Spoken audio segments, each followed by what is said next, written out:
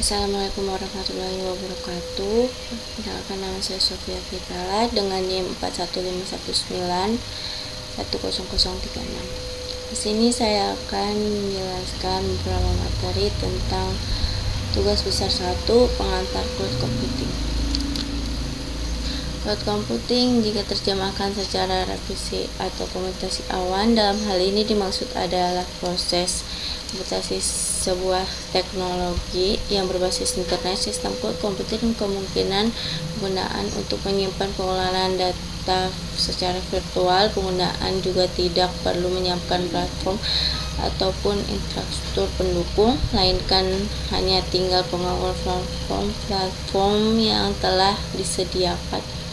Platform ini ada yang gratis ataupun berbayar.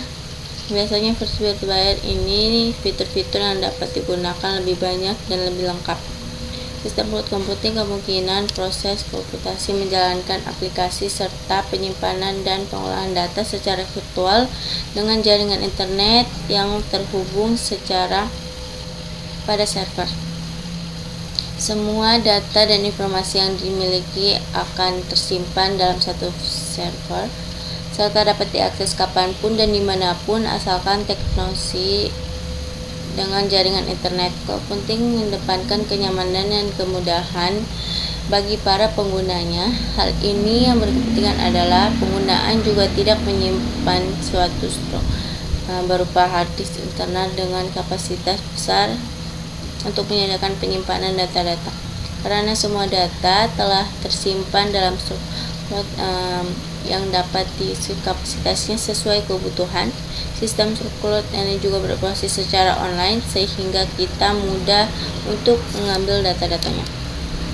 Berikut adalah layanan cloud computing sendiri. Memiliki 3 layanan, yaitu yang pertama ada ASS atau Software as a Service, yang dimana layanan cloud computing yang satu ini menyediakan dalam bentuk software atau perangkat lunak. Jika Anda pernah memanfaatkan layanan Google Docs di internet, maka itulah salah satu contoh dari Software as a Service. Pada dasarnya, Google Docs berupa dengan aplikasi pengolahan data berupa huruf dan angka seperti Microsoft Word, namun berbeda dengan Word.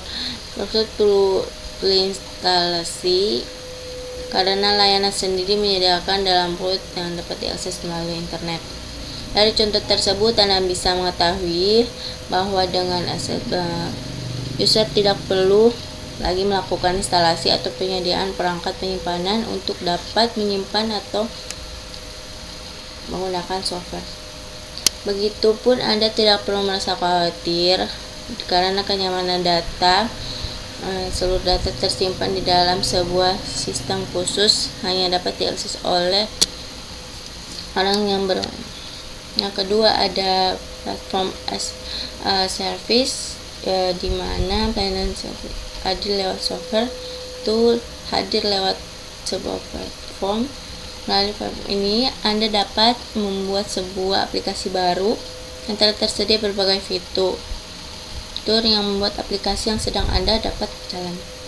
Anda juga tidak harus memikirkan masalah maintenance di platform yang digunakan untuk membuat aplikasi, karena hal tersebut adalah tugas dari pelayanan platform as a service tersebut. Salah satu penyedia layanan adalah IBM Bluemix, di mana IBM dapat membuat aplikasi sendiri dengan fitur-fitur yang tersedia oleh pelayanan IBM tersebut. Anda pun tidak perlu memikirkan lagi tentang maintenance di platform karena tersebut merupakan tugas dari penyedia layanan. Keunggulan dan terletak di kapasitas tertinggi saat aplikasi yang Anda gunakan untuk memiliki jumlah pengguna yang harus dikembangkan pihak penyediaan dan perangkat layanan agar dapat terus melayani pengguna bertambah jumlahnya. Yang terakhir ada infrastruktur as a service, yang dimana penyedia layanan ini lewat infrastruktur komputasi. Jika dibandingkan dengan kedua layanan cloud computing sebelumnya, bisa dibilang lebih kompleks. menyediakan sebuah sekedar software atau platform lagi, tapi sebuah komputasi lengkap dari server, jaringan, penyimpanan, sehingga data yang ibaratnya Anda menggunakan SI, maka Anda sedang menggunakan sebuah komputer virtual. Saat menggunakan layanan tersebut, Anda bahkan bisa komponen komputasi lainnya penyampaian hingga publik IP. Intinya Anda bisa merakit sebuah komputer virtual yang benar-benar sesuai dengan kebutuhan. Dengan memanfaatkan layanan ini, Anda tidak perlu membeli perangkat komputer secara tambah. Pun demikian dengan perawatan biaya dan pengelolaan, karena semua perangkat komputer ada pada cloud yang diakses melalui internet. Berikut ada pro and cons cloud computing dari sisi keamanan. Keamanan data dalam sistem salah satu ini sangat penting, di lainnya adalah data. Dengan menggunakan layanan cloud computing yang datanya tersimpan di awan, perlu disadari bahwa kita tidak mengontrol 100% keamanan data kita. Yang pertama adalah menyediakan penyimpanan dan lokasi server penyediaan. Dengan demikian kita tidak perlu saat melakukan penyediaan metode keamanan apa saja mereka gunakan untuk menghadang serangan. Untuk hal ini perlu ditanyakan kepada penyebar proses jaminan bahwa penyediaan tidak menggunakan data kita untuk kepentingan siapapun. Selain itu, media transfer datanya menggunakan internet. Karena dengan menggunakan internet, data kita melalui jalur publik di setiap orang melaluinya. Jika data itu benar-benar punya tingkat kerahasiaan yang tinggi, maka perlu menggunakan jalur dari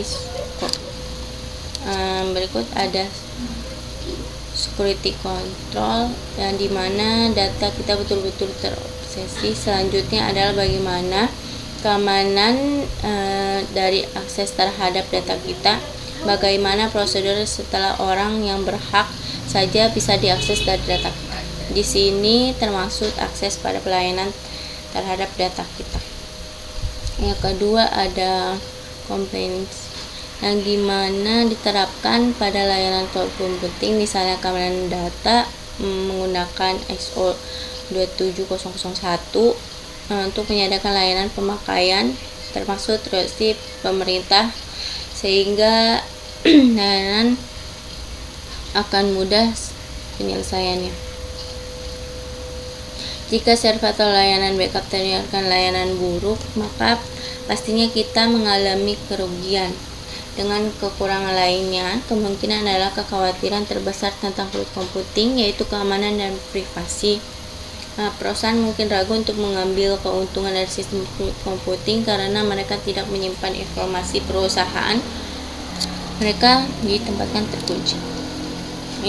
Ini menguntungkan perusahaan-perusahaan untuk memiliki langkah keamanan yang lebih handal dan tepatnya. Jika tidak, layanan tersebut akan hilang semua klaim. Untuk kepentingan mereka menggunakan teknik paling lebih canggih untuk melindungi data klien kita mereka. Jika klien dapat login satu maupun akses data dan aplikasi, mungkin privasi klien dikompromikan. Mencari cara untuk melindungi privasi klien mereka.